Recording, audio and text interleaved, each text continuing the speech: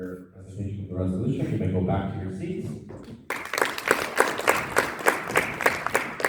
And now, round of applause from the chairs.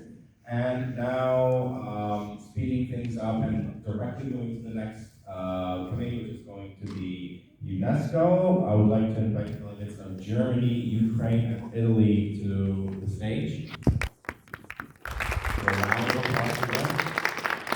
As the committee is going to be presenting us a resolution regarding post-COVID education.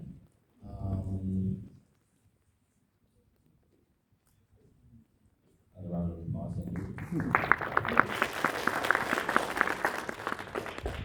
And I would first like to invite to the stage the delegate of Germany to do a reading of the resolution.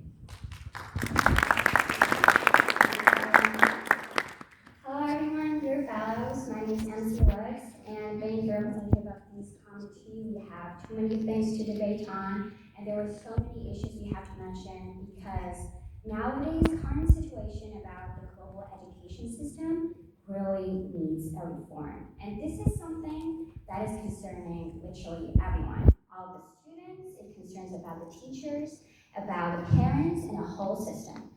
And another thing that I have to mention about here is that this is not only about education, but this is a topic that is in connection with other major global issues. And this is the reason why we all have to be unanimous, and we have to cooperate with each other as a nation, as delegates, because if we want to try to take actions as slowly and gradually as possible to solve this education problem that COVID-19 has actually caused, that we won't be able to really achieve the goals that we strive for. So now I want to actually present all the problems we encountered during this committee discussions.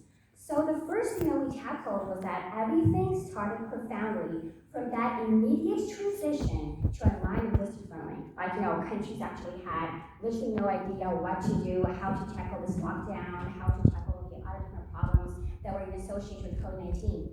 And when this happened, many other problems got elevated and roused up. So what are these problems?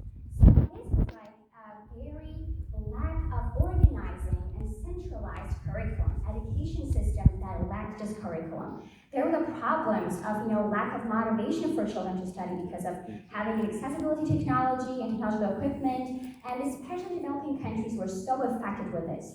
And when we talk about trade, when we talk about economics, when we talk about the global leaders, the political leaders who claim to be so powerful enough, you name the IMF, you name the global banks, you name so many organizations, and they say they have the power, they have the financial stabilities to try to save our societies from any potential encountering global major problems. But when the problem actually occurs, we didn't see that they're doing anything. I just haven't really seen this.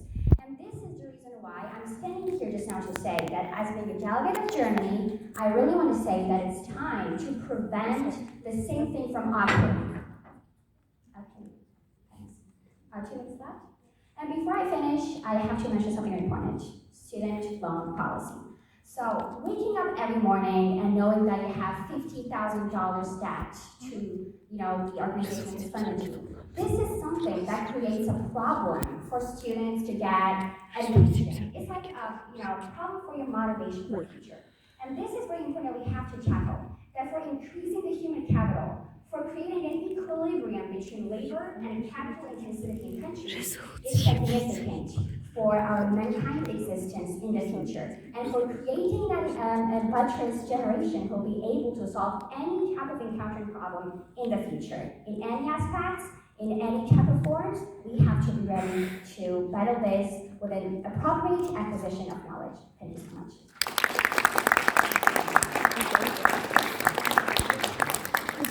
Thank you for the wonderful speech, Delegate of Germany.